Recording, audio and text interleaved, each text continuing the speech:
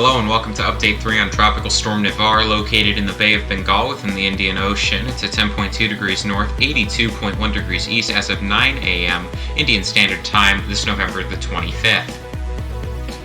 The storm currently has maximum winds of 70 miles per hour or 115 kilometers per hour and a pressure of 990 millibars, moving northwest at 8 kilometers per hour.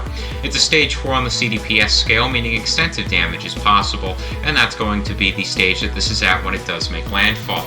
So where exactly are we expecting that? Well, Chennai, India is the current place that we're expecting the landfall to occur, and here's the breakdown for the CDPS scale. We have significant wind speed, moderate storm size, significant rainfall potential, and moderate to significant overall threat to land. You can see their rainfall potential being the main threat, with wind speed starting to creep up there with time. The storm is relatively small, so rainfall definitely does take the cake for being the highest threat with this storm.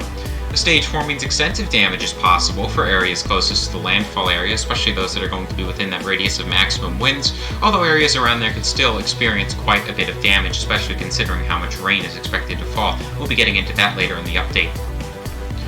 Well, you can see there again, damage potential is extensive with the storm, and you can see there on the northeastern side, 90 nautical miles is how far out. Some of those tropical storm force winds do extend. You can see there 60 nautical miles on the southeastern side, 75 nautical miles on the northwestern side, and 70 nautical miles on the southwestern side.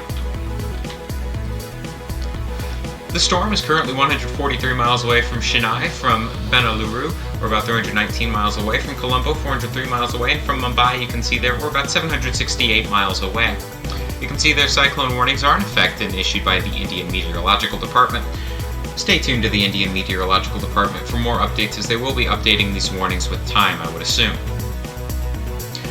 Well, again, you can see here's how we got to that 70 mile per hour conclusion. The ADT from NOAA, IMD, and CIMSS all agree with this 70 mile per hour estimate. ATCF is also run with 70 miles per hour here, hence why we're doing so. SATCON and RAM do round down to about 65 miles per hour, but are very close at 57 knots, or about 67 miles per hour. So very, very close, but that does round down by just a little bit. You can see here that we do have a forecast from the JTWC. A 70 knot peak is expected by them, but I do expect the storm will strengthen further from there up until landfall. Force 13 predicting a 90 mile per hour landfall with this storm. 70 knots converts to 80 miles per hour, so we're expecting strengthening further by about 10 miles per hour after that point. Here's the rainfall forecast over the next 7 days, and you can see some of those red areas. That's about the highest you'll get locally. We're expecting 18 to 20 inches to be the highest amounts that you'll get locally, although there could be some that are a little higher than that, but overall we think that this model's probably overdoing it a little bit. Either way, though, you can see significant rainfall of over an inch is expected for quite a bit of India there, and you can actually see there that regardless of where you are, most of the landfall zone is going to be getting well over 2 inches, and there are relatively widespread areas getting over 8 inches of rain, as you can see there in the brighter yellows. So what are sea surface temperatures looking like? Well, you can see there as of 18 UTC, we have 29 degrees Celsius waters for the storm all the way up until landfall, which is looking pretty favorable. So here's the intensity from the multi-diagnostic comparison when it comes to the forecast here. You can see most models aren't even taking it to cyclone status. It has been beating their expectations. Joint Typhoon Warning Center is predicting a 70 knot landfall, as you can see there as well, with the 70 knot peak in the forecast. So why do we think it'll get stronger? Well, deep layer shear is going to be quite low for the storm, as you can see, which means it's going to be favorable for strengthening.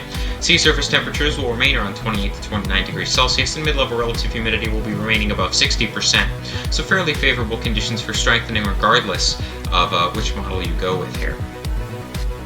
Here's a satellite appearance for the storm right now, and you can see there it's looking quite good. It's really starting to consolidate in those latest frames, and it is quite small, so there is a possibility that it does beat our intensification expectations. We'll be keeping a very close eye on this with time. Again, though, that appearance is improving relatively quickly here. Alright, well, thank you all so much for watching this. We'll see you in the next update, and more updates are to come with this as the situation continues to progress.